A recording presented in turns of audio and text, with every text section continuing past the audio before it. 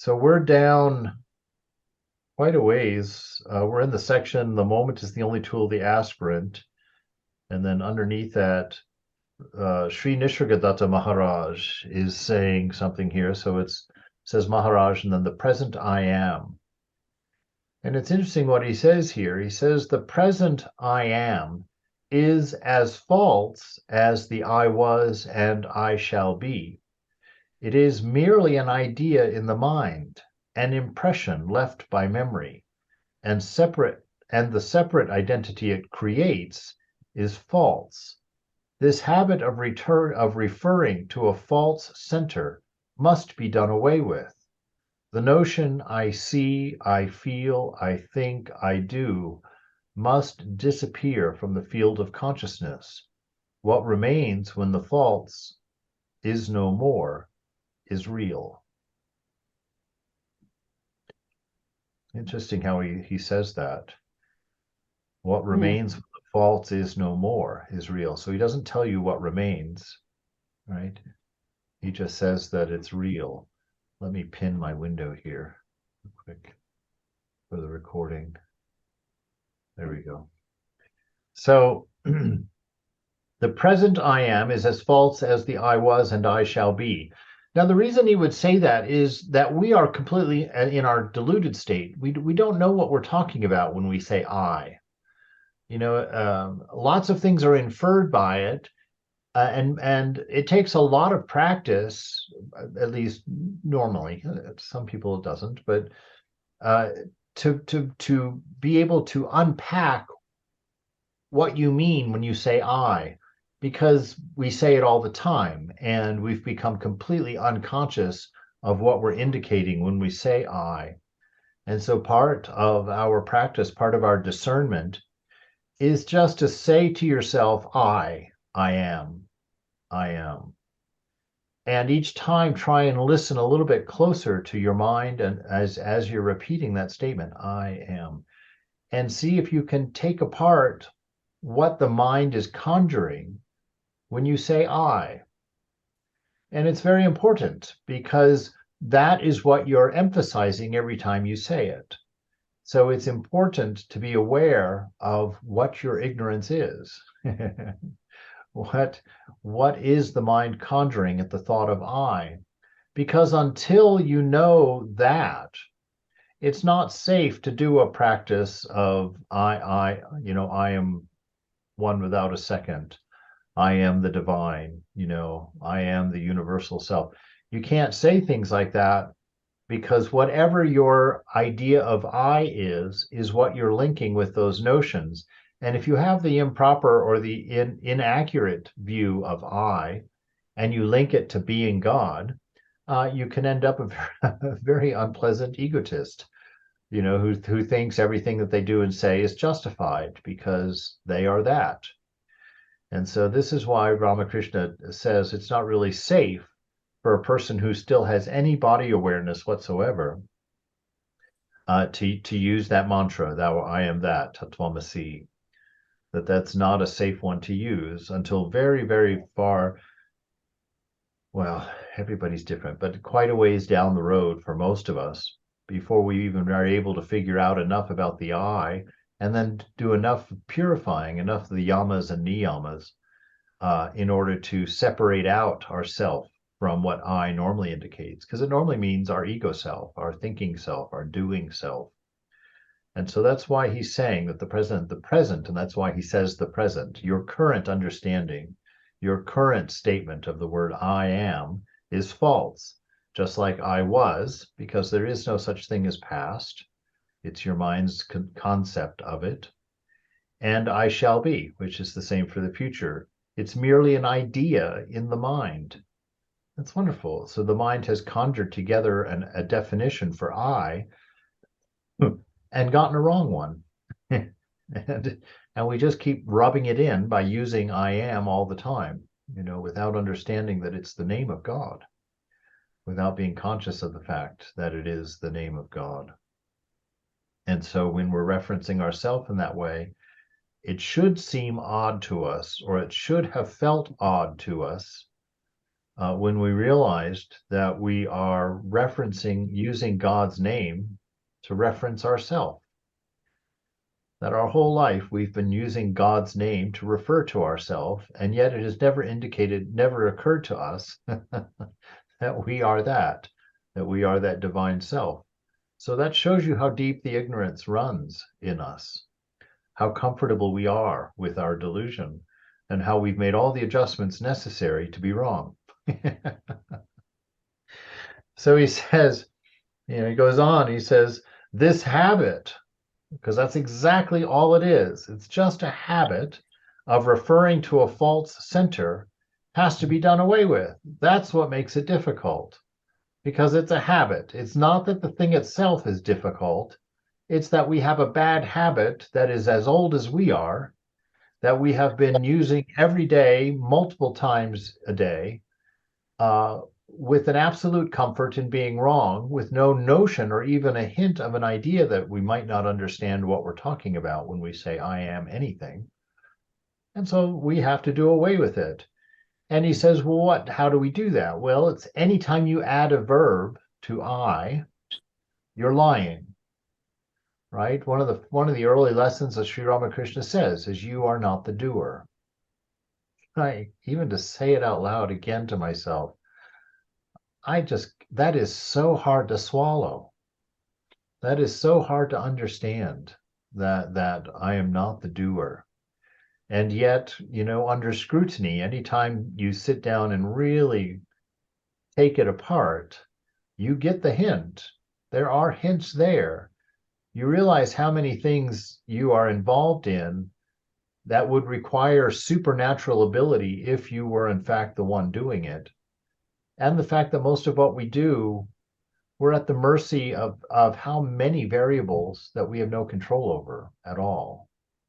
And yet we stumble on feeling like we're the ones living this life. So we have to get rid of these ideas of I see, I feel, I think, I do. They must disappear from the field of consciousness, which is why Thakur would always refer to himself as this place. You would never catch him saying, I this, I that. He would say, those who come to this place, or he would describe himself as a pillowcase. This body, it's just a pillowcase. What is that? And so he really was very careful about how he talked about himself, how he referenced this menagerie here. And after his realization, he didn't even have to work at it. He didn't see his body mind as being himself. So he would never put the I in that context. It wouldn't occur to him. We, of course, would still see him as Ramakrishna because we think we're bodies. And so we see his body and we automatically give it his name and say, there he is. But as soon as he had his realization, that was no longer him. There was no ego complex there at that time. So we have to do away with these ideas. I see, I feel, I think, I do. You can talk about them in third party. It is done, or it has been done, or, this is eating now. And you can see, even as you play with it, what a difference it makes. If you talk about your body, mind, and the things that it's doing, this thing is speaking. It speaks. It breathes. It meditates. If you start using words that emphasize that separation, it's quite effective. So he's giving us a hint there. Try talking about things when you actually mean the body, mind, and not the self. Name them. Don't put them under the pronoun I. Name them as separate. And that will help you remember, that will break the habit of your incorrect concept of I. Vivekananda, in his lecture rather boldly named, Is Vedanta the Future Religion?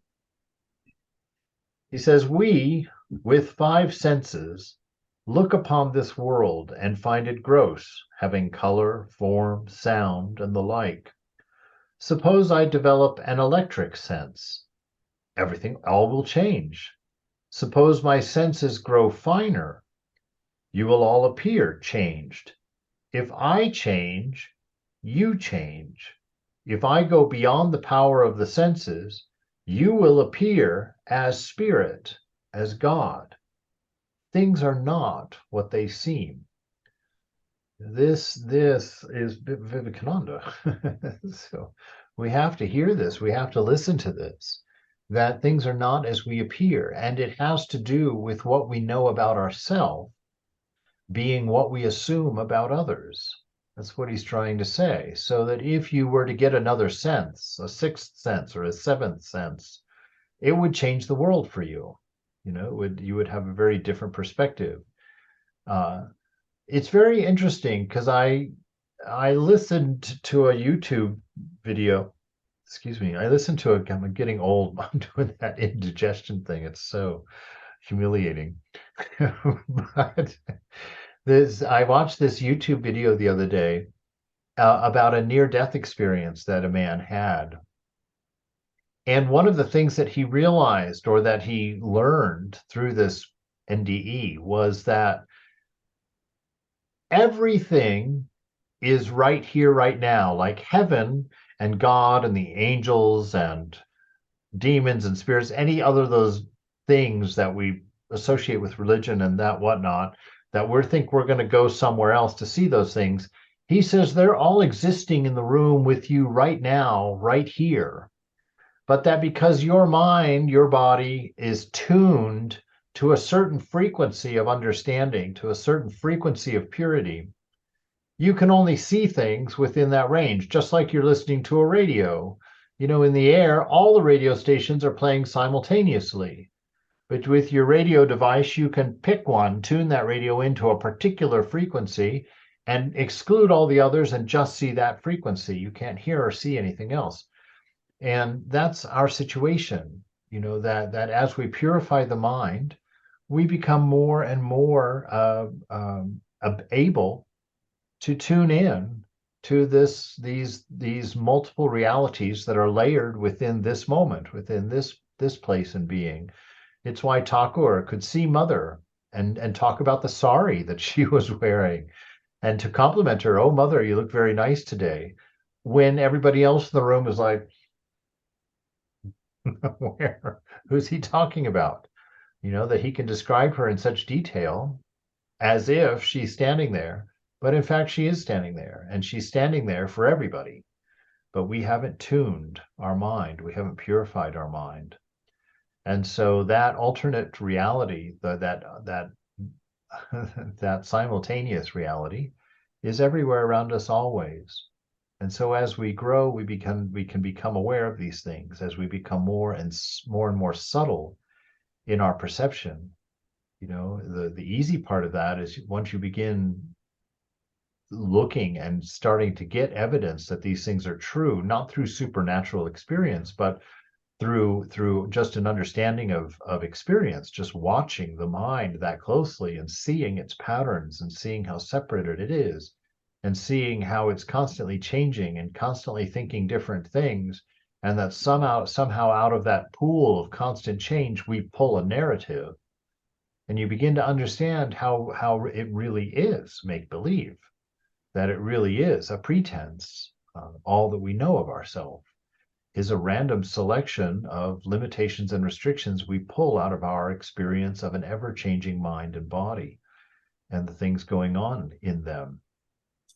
So that's why he's saying, if I change, you change. Be the change that you want to see in the world. If you become more loving, suddenly the world you live in is more loving. Why? Because more people are going to respond to your lovingness than they did when you were a nasty old codger. And so know that if you want the world to be more friendly, then be more friendly. If you want the world to be more kind, then be more kind. If you want the world to be more generous, then be more generous. And this is how you change the world.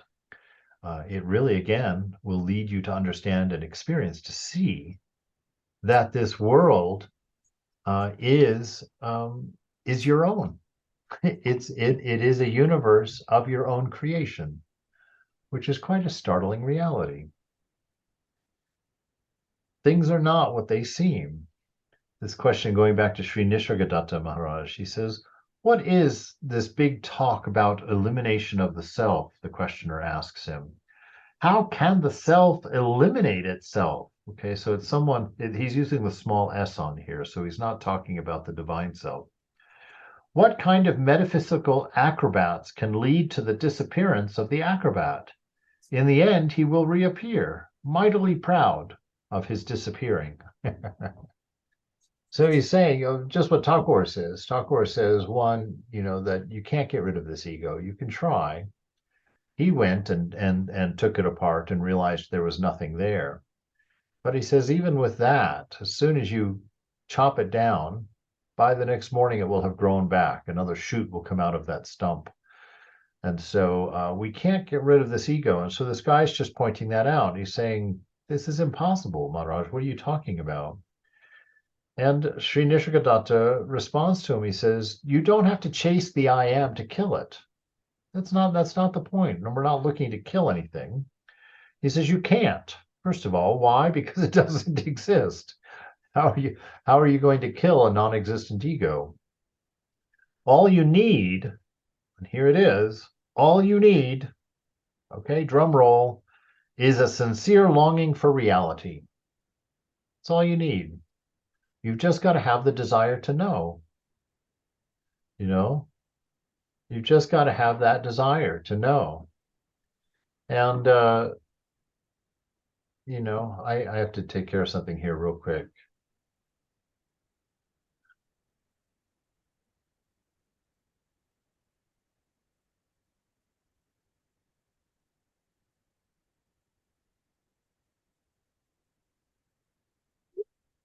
So,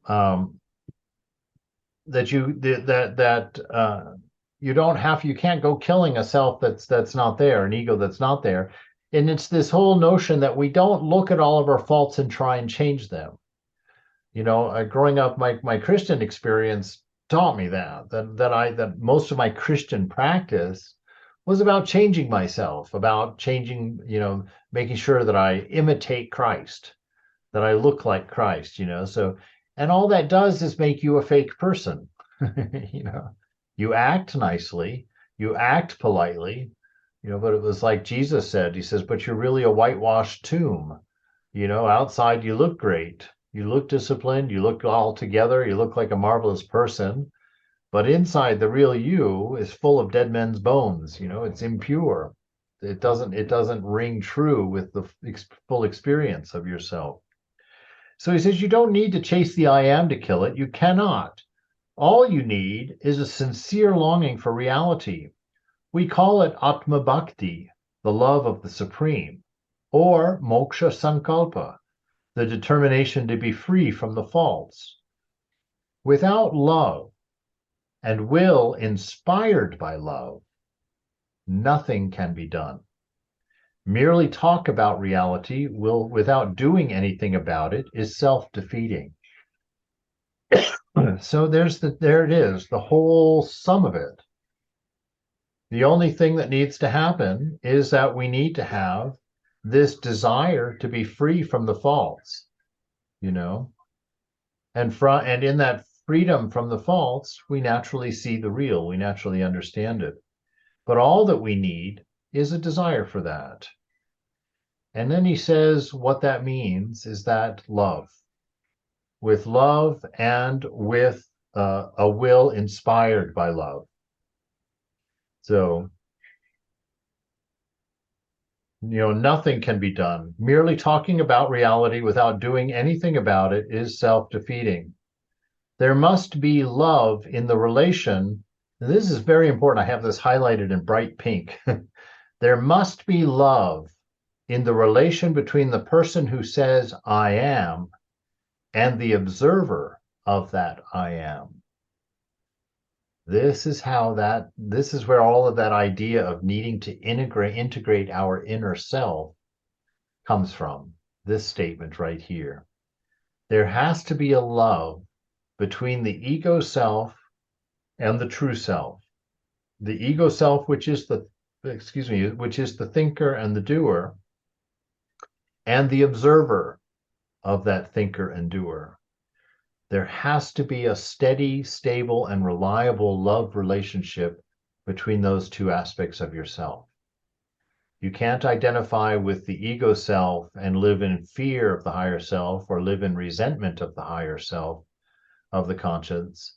That's generally why the alcoholic drinks and the drug addicted person takes his drugs, is because there's not a love relationship between the doer and the observer. The observer is harshly judging the doer, and the doer is loving its drug or its state of being, and not wanting to be corrected, not wanting to come into the light about it. And so that's how that dynamic happens. So the way that I kind of interpreted my start when I started trying to put this into practice, was just watching the way that I talk to myself. How does the thinker talk to the observer? And to really, I chose 1 Corinthians 13, 1-8, in order to be my measure of what I would hold my voice, my inner voice, accountable to. And that's the definition of love in there. And so it's a good practice to make sure that your inner world is full of the love that you want your external world to be full of. So you have to respect yourself. You have to believe yourself when you say you're sorry for the 9 millionth time of doing the same thing wrong. You have to believe in yourself. You can't get cynical about yourself. You can't stop believing that you can change. You're not allowed to roll your eyes at yourself when you take a new pledge or you take a new vow. It's like, make that vow, and if you can't take it, you can't make that vow seriously, sit there and just look at it and just think about it, and prepare yourself. Because if you don't believe in you, who will believe in you? That's why Vivekananda says that in the old days it was the man who didn't believe in God that was an atheist. But he says, I tell you, in the new world, it is the man who does not believe in himself that is an atheist. And so this is the bottom line. This is where that inner world has to be purified, has to be filled with love. So not just love, but also a will inspired by love. So that means hooking that internal love to whatever you desire for anything, to keep that love going, be motivated by it, be inundated by it. As long as the observer, the inner self, the higher self, considers himself apart from the observed, the lower self, despises it and condemns it, the situation is hopeless. It is only when the observer accepts the person as a projection or manifestation of himself, and so to say, takes the self into the self, the duality of I and this goes, and in the identity of the outer and the inner, the supreme reality manifests itself. So this is what happens when you silence the inner noise. When you stop thinking, you basically silence the ego segment of yourself, and the I remains within itself. It doesn't split its reality to share it. It doesn't split its strength to share it with the lower self. So we have to know that the two are one, which means that it comes to this understanding that generally our higher self manifests in our world as the conscience, that part of us that feels guilty, that part of us that feels shame. And that part of us that feels guilty doesn't feel guilty about itself. It feels guilty about the ego self, the doer. Why do I always do this? Because we don't know the silent watcher. It has no attribute. It's never wrong. It's always true. And so we usually identify with our lower self and argue with our conscience. Right? At least I find that to be true in myself from observing, that I think that I'm the one who wants to go party. And I think my conscience that doesn't is the other part of me. And I argue with it, and I do what's necessary to allow myself to go, quote, party, whether that means I have to get a little intoxicated, or I have to, get out the door and get on the way to the party more quickly, or or I just start singing or listening to a song instead of letting myself process, what's going on. We have all these ways of undermining the conscience, or stopping the pain that causes. And this is what he's talking about here. We have to know that the conscience manifests us, our lower self. We have to have that intimate view of our conscience and understand that what the conscience wants is not other from us. That actually the conscience is us, is our true self. So we need to move that sense of identity out of the lower self, the changing self, the doing self, and into the conscience self, that self which knows itself, that self which would manifest divine love if it was fully empowered, if it was fully identified with. And that's what he says here in this last sentence, that the duality of I and this would go, and the identity of the outer and inner supreme reality would manifest itself. So you would become a manifestation instead of a doer. You would be something that happens in the moment and not something that's planned for the future. Big difference. So Maharaj says in this next quote here, he says, no memory of past pleasure or pain is left. Each moment, this is beautiful. There's so much authority in this. Each moment is newly born. That means that this statement right here nullifies the idea of karma from being real. This sentence right here nullifies your karma. It tells you every moment is brand new. You do not have to have the dictates of your past decide your options for the present. You do not have to have your habits in the past be the habits that you continue in the moment. What an amazing freedom there is for this. And what an amazing power there is in this notion that you are always free to be new. You're always free to walk out that door and just keep walking. The mind will immediately start listing all the reasons that you can't do it. They're not real. You can do it anytime you want. To have that notion, there's so much power in that. And this is where we really take control of what we want. When we get it down to this realization and bring it down to this moment, you get to choose between delusion and enlightenment. You do it all the time. And when we become aware of that, by being present in the moment, by being the observer of mind and understanding the workings of our inner self, we see this, and it hits home hard. It's very difficult to do the wrong thing in a state of awareness. We almost always have to shut out some kind of awareness. We always have to ignore something in order to make wrong decisions, because there's a part of us that knows it's a wrong decision. And so living clearly and freely in the moment will show you and prove to you that you're not realized in this moment because you actively choose not to be. And when you couple that with the fact that this moment is always new, that is grace, because every moment you get another chance to choose correctly.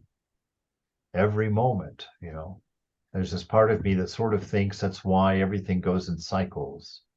We get up, we keep getting another day until we do one perfectly. we just keep going around, one more opportunity every day.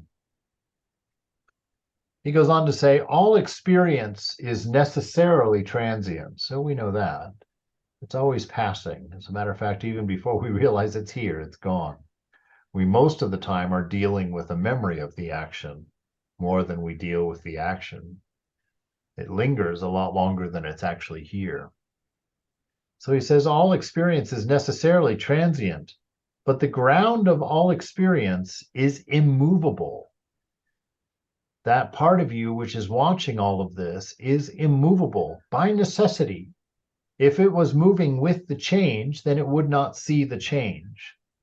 You know, if you're in a car paying attention to the interior of the car, you do not see the movement. It's only when you look outside that you see the movement, you know, when you have something not moving to compare the self with. That's the only way to see movement, right? Right now, we're spinning around in the planet at some god awful speed in a circle around its axis, and that even faster incomprehensible speed, we're rolling around the sun. But we don't see that change. Why? Because we are part of that system. And so this scripture here is telling you how to see this ego self.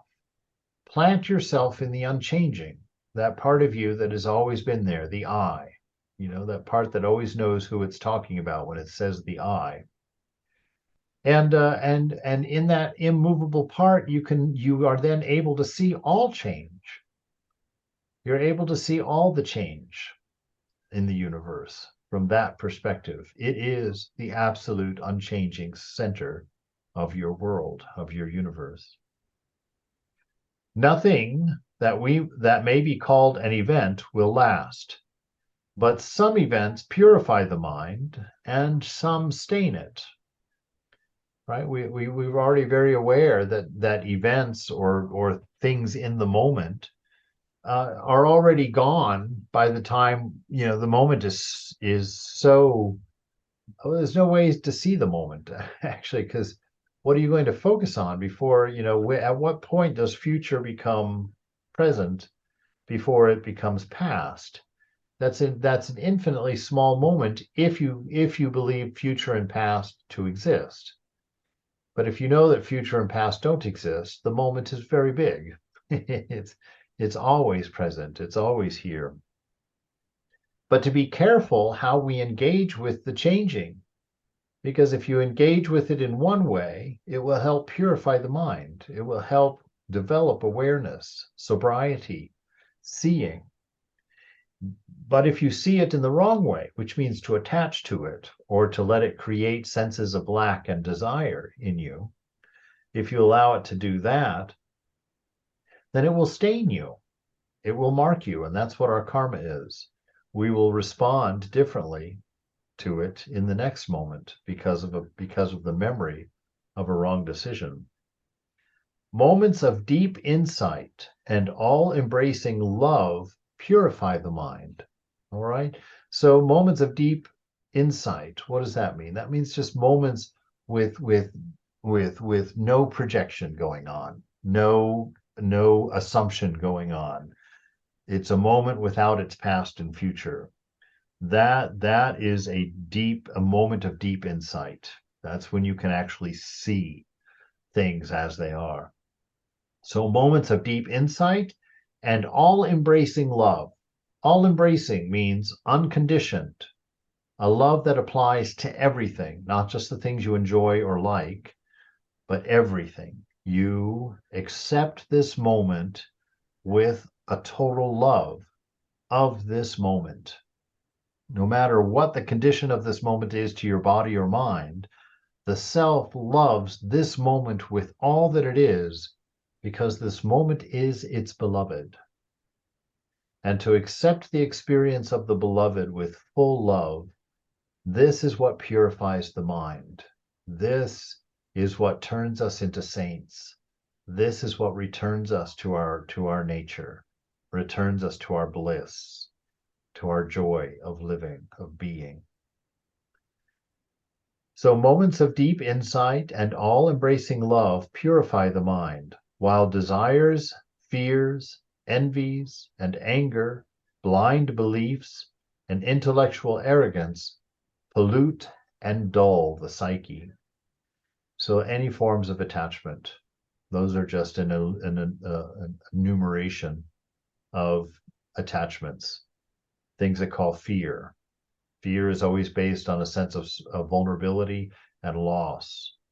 Envies, comparative thinking. You believe yourself to be separate and apart, and you compare yourself to those things you believe yourself to be separate and apart from. Anger, is when your desire is thwarted. So when you're wanting something and don't get it, anger comes. Blind beliefs, wrong thinking that you no longer reconsider, wrong ideas that you've just adopted as true and just not revisited them again, and intellectual arrogance, just a trust in yourself over what some other reliable thing might be saying to you. So again, it's that separateness, but intellectual arrogance. These things, they pollute and dull the psyche. They create unconsciousness, unconscious living. They create the automaton. You know. So the questioner says to him, he says, "Well, I'm not looking for glory. That's not what I'm seeking. I'm looking for reality." And Maharaj says to him, for this, you need a well-ordered and quiet life, right?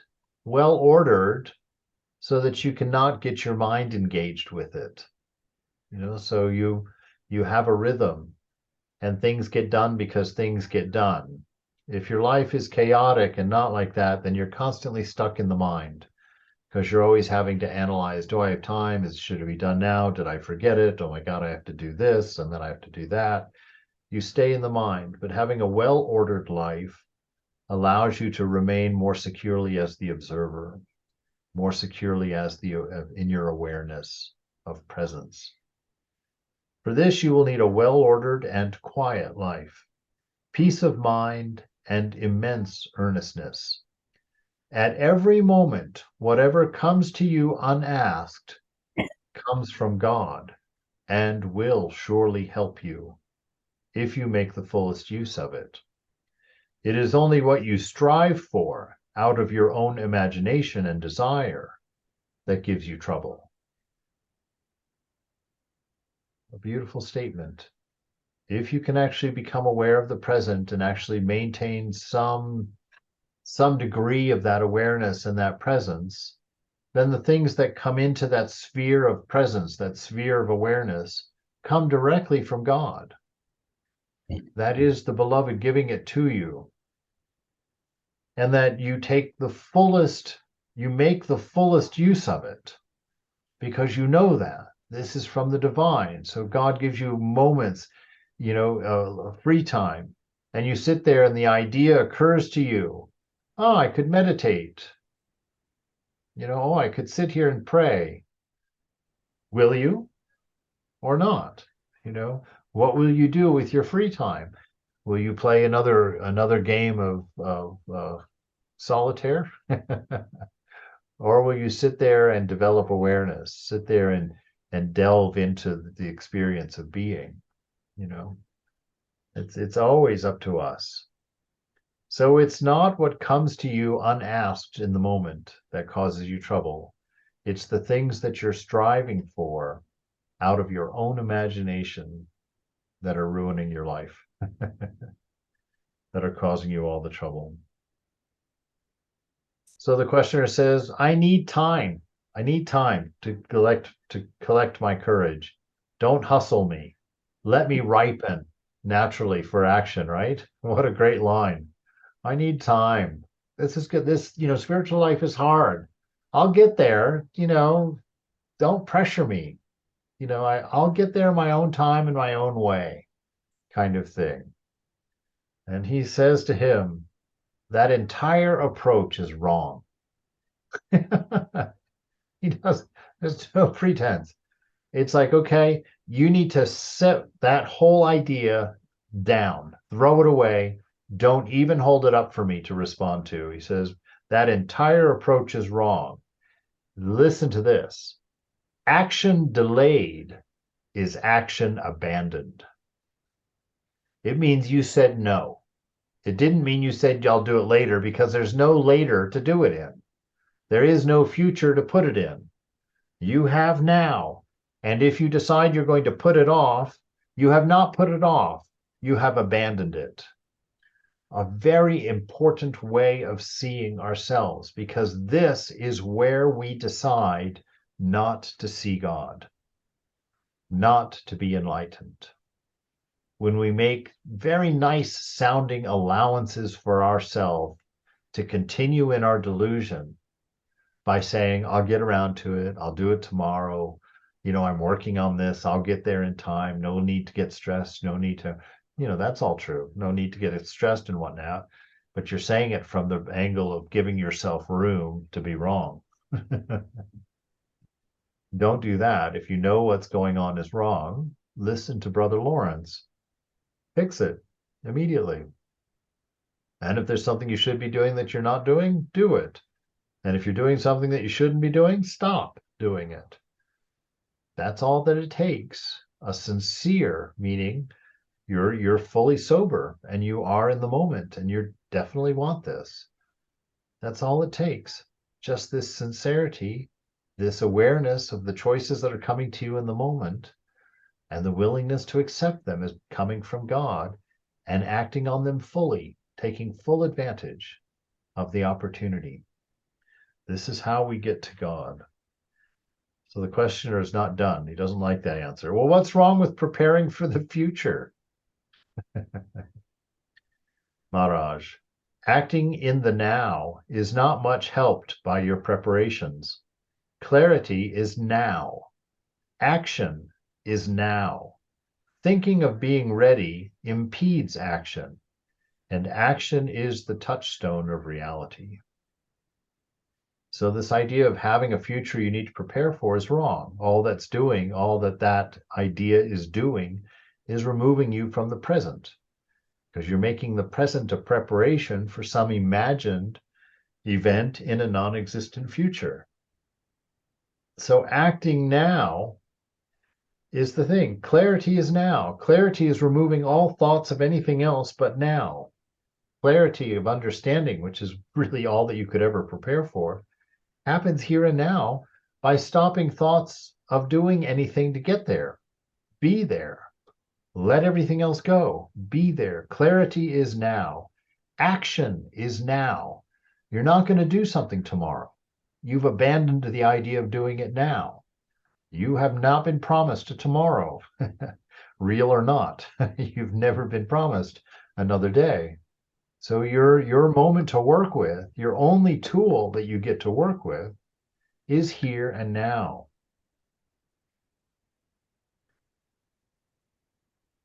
I think this is Swami Vivekananda, this quote, because of the font. What is immortality? How few reply, it is the very existence of ours. Most people think that this is all mortal and dead, that God is not here, that they will become immortal by going to heaven. They imagine that they will see God after death. But if they do not see him here and now, they will not see him after death. Though they all believe in immortality, they do not know that immortality is not gained by dying and going to heaven, but by giving up this piggish individuality, by not tying ourselves down to one little body. Immortality is knowing ourselves as one with all, living in all bodies, perceiving through all minds. That's one of the things I said when I first started hanging out with Vedantins. I thought to myself, this is really cool, because as a Christian, I would become immortal someday. As a Vedantist, I am immortal. A very different perspective, a very different idea. And that immortality is not a mystical thing that exists held out of my reach somewhere far away that somebody will give to me at some point. That immortality is the moment I'm inhabiting. It has never ended. It has never begun. It has always been. It is the I am. So you want to experience immortality. Experience this moment. Experience it deeply without your filters and assumptions. Take hold of God herself, present, active, fully accessible, now, here, never at another time. Beautiful ideal. So the questioner asks, I'm rushing here because I got 4 minutes. And I want this to be the last part. When did the dream begin? When did all this mess happen? How did I come to this place? Or the Maharaj, it appears to be beginningless, but in fact, it is only now. From moment to moment, you are renewing it.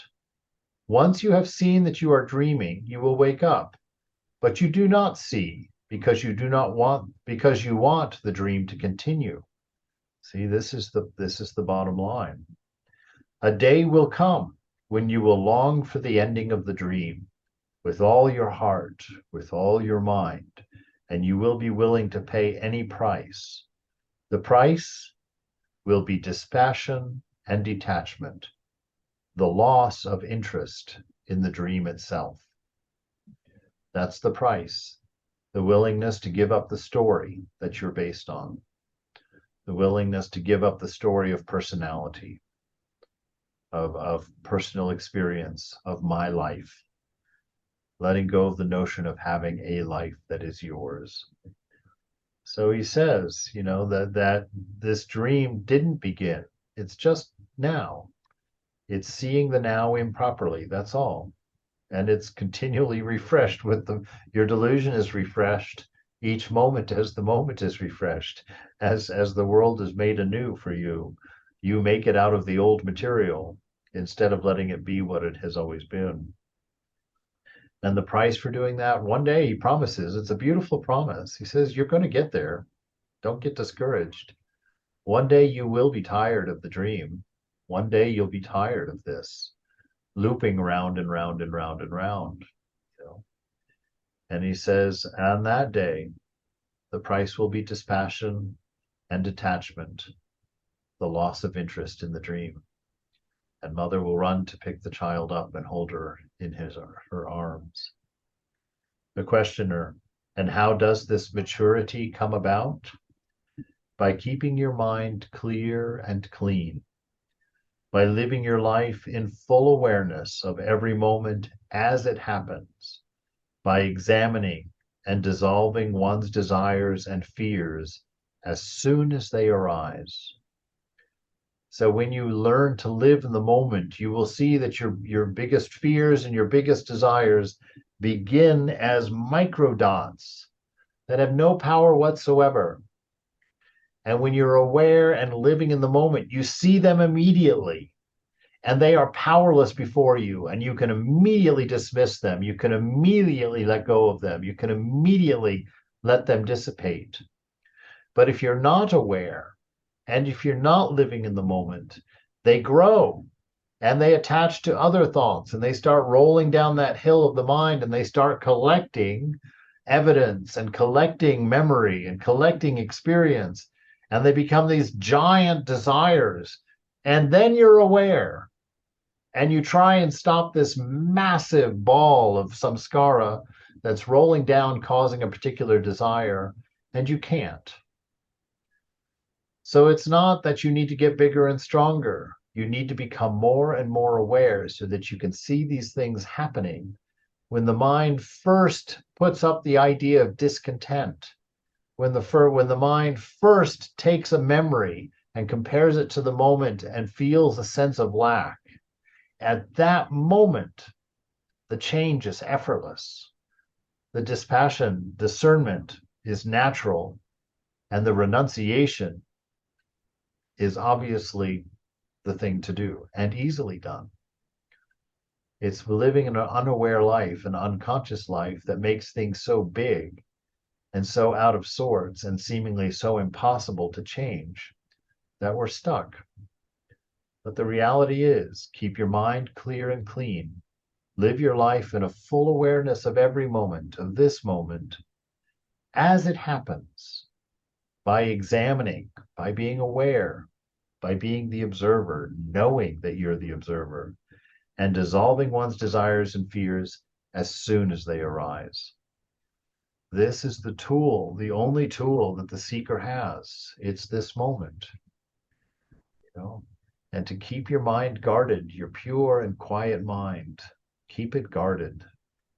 Don't let it grab onto some scars and begin writhing in discontent and then causing all sorts of projections of a futures that brings anxiety, that brings fear, that brings loneliness, and all the things that come along with being separate and apart from everything else into being.